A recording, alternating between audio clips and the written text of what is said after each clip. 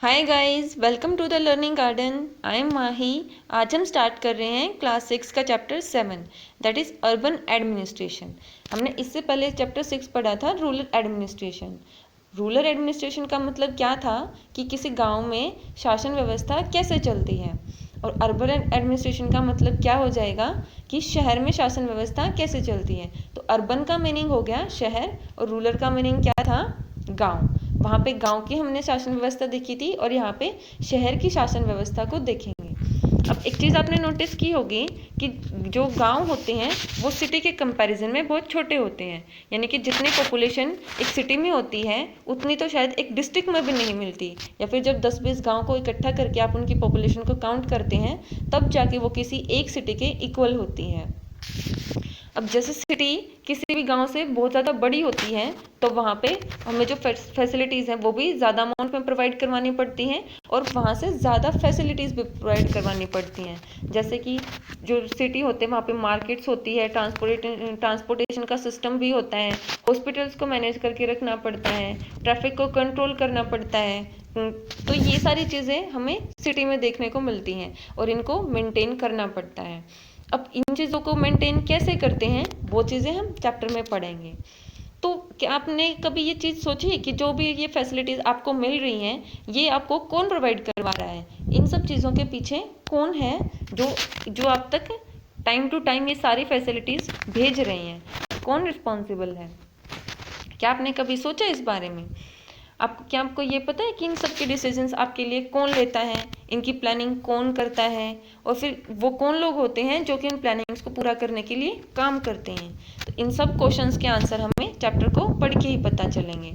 अब जैसे गांव में हमने देखा था ना कि वहाँ पे ऑफिसर्स होते से, जैसे डिस्ट्रिक्ट ऑफिसर हो गया, उसके नीचे तहसीलदार हो गया, पटवारी हो गया, तो वहाँ पर रैंक वाइज हर जगह ऑफिसर होते थे जो कि वहाँ के जो फंक्शंस हैं उनको मेंटेन करके रखते थे।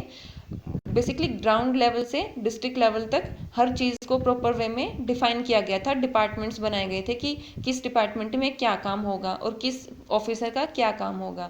तो सेम चीज़ अर्बन एडमिनिस्ट्रेशन में हम देखेंगे।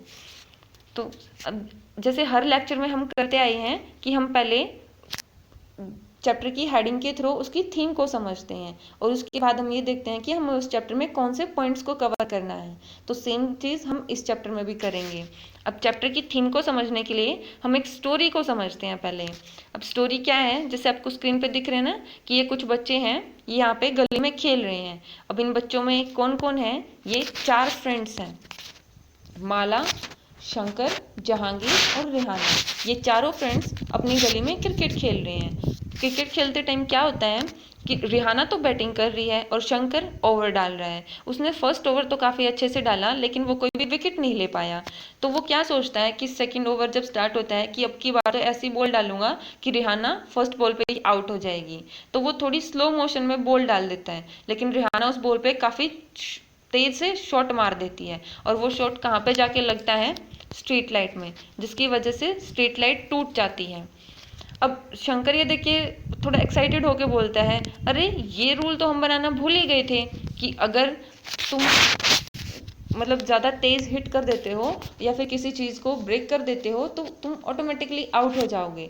लेकिन उसी टाइम पे उसके जो बाकी दोस्त होते हैं वो उसको बोलते हैं कि तुम विकेट की छोड़ो, हमें उसकी टेंशन नहीं है, तुम ये सोचो कि स्ट्रीट लाइट टूट गई है और अब हम इसको ठीक कैसे कराएंगे। लास्ट वीक हमने निर्मला मासी की जो खिड़की है उसको तोड़ा था, और उसको रिप्लेस कराने में हमने अपनी पूरी पॉकेट मनी के पैसे दे दिए थे।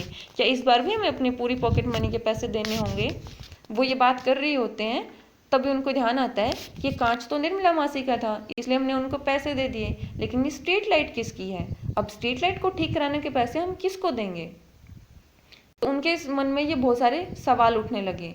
अब ये देखो कि बच्चे कितने अच्छे थे, ये गलती करके वहाँ से भागे नहीं कि स्ट्रीट लाइट टूट गई है तो यहाँ से भाग जाओ, और बाद में कोई पूछेगा कि किसने तोड़ी तो कह देंगे हमें नहीं पता। अगर आप उनकी जगह होते तो क्या ऐसे करते हैं? अगर कोई भी ऐसा नुकसान हो जाता है खेलते टाइम तो एक सेकंड में वहाँ से गायब हो जाते हो और कह देते हो कि हमें नहीं पता ये किसने किया और कैसे हुआ, है ना? तो कभी भी अपनी गलतियों को छुपाना नहीं चाहिए। अगर गलती हो गई है तो उसे एक्सेप्ट करो और फिर उसे ठीक करने के लिए जो भी पनिशमेंट मिले या फिर आप जो भी काम कर सकते हो वो करना चाहिए। तो ये बच्चे क्या करते हैं कि वहाँ पे पास में ही रिहाना का घर होता है, वो जल्दी से रिहाना के घर जाते हैं और उसकी मम्मी को सारी बात बता देते हैं कि गली में खेलते टाइम ऐसे ऐसे हो गया, हमसे स्ट्रीट लाइट उड़ गई। ये सुनते उसकी मम्मी क्या बोलती है, शाबाश बेटा, सही किया। पर बच्चे जो हैं वो सोच रहे थे कि अब हमें स्ट्रीट लाइट को ठीक कराना है, लेकिन ठीक कराना है तो हम इसके पैसे किसको देंगे। तो उसकी मम्मी बताती है कि मेरे को ज़्यादा तो नहीं पता इस बारे में, लेकिन ये सारे काम म्यूनिसिपल कॉरपोरेशन देखती है, वो सब इन चीज़ों की केयर करते हैं। यानी कि जो स्ट्रीट लाइट वगैरह हो गई, इन सब की मेंटेनेंस कौन करता है, म्यूनिसिपल कॉरपोरेशन करती है। लेकिन हाँ, यास्मीन खाला जो अभी अभी म्यूनिसिपल कॉरपोरेशन से रिटायर हुई हैं, वो तुम्हें इस बारे में ज़रूर कोई ना कोई इन्फॉर्मेशन दे सकती हैं, तो तुम उनसे जाके बात करो। तो यास्मीन खाला का घर उसी लाइन में था जहाँ पे रिहाना का घर था। बच्चे जल्दी से वहाँ उनके घर पहुँचे और दरवाज़ा खोलते ही एक सांस में उनको पूरी बात बता दी कि क्या क्या हुआ गली में खेलते टाइम, किस तरह से स्ट्रीट लाइट टूट गई। तो वो बच्चे उनसे पूछते हैं कि खाला अब हमें किसको पैसे देने पड़ेंगे स्ट्रीट लाइट को ठीक कराने के लिए। अब खाला उनकी बात सुनते ही पहले तो हंसती है। वो सोचते हैं कितने मासूम बच्चे हैं कि गलती हो गई है, लेकिन अब ये चाहते हैं कि ये खुद से उन्हें सुधारें। ठीक है, तो ये अच्छे बच्चों की निशानी होती है। तो वो बोलती है कि ये जो स्ट्रीट लाइट को ठीक कराने के पैसे हैं, ये तुम्हें किसी एक पर्सन को नहीं देने हैं, क्योंकि जो म्यूनिसिपल कॉरपोरेशन होती है उसमें कोई एक इंसान नहीं होता, ये काफ़ी बड़ी ऑर्गेनाइजेशन होती है और ये हमारे लिए बहुत सारे काम करती है। जैसे हमारी स्ट्रीट्स होगी, मार्केट्स को क्लीन करना, जो वाटर सप्लाई होती है या फिर गार्बेज को कलेक्शन, जो आसपास कूड़ा इकट्ठा हो जाता है उसको कलेक्ट करना होता है। तो ये सारे काम कौन करता है, म्यूनिसिपल कॉरपोरेशन करती है। तभी माला वहाँ पे खड़ी थी और ये सारी बातें सुन रही थी। वो बोलती है कि मैंने अभी भी सुना है कि म्यूनिसिपल कॉरपोरेशन ने कुछ ऐसे साइंस लगाई है हमारी सिटी के आसपास जिनसे कि लोग मलेरिया के बारे में अवेयर हो सकें। तब खाला बोलती है कि हाँ, तुमने बिल्कुल सही सुना है, क्योंकि ये सब म्यूनिसिपल कॉरपोरेशन के ही काम होते हैं कि आपके एरिया में कोई डिजीज़ ना फैल जाए, या फिर कोई स्कूल्स हो गए, हॉस्पिटल्स हो गए, या कोई डिस्पेंसरीज, ग्राउंड, इन सबको मेंटेन कौन करता है, म्यूनिसिपल कॉरपोरेशन करती है।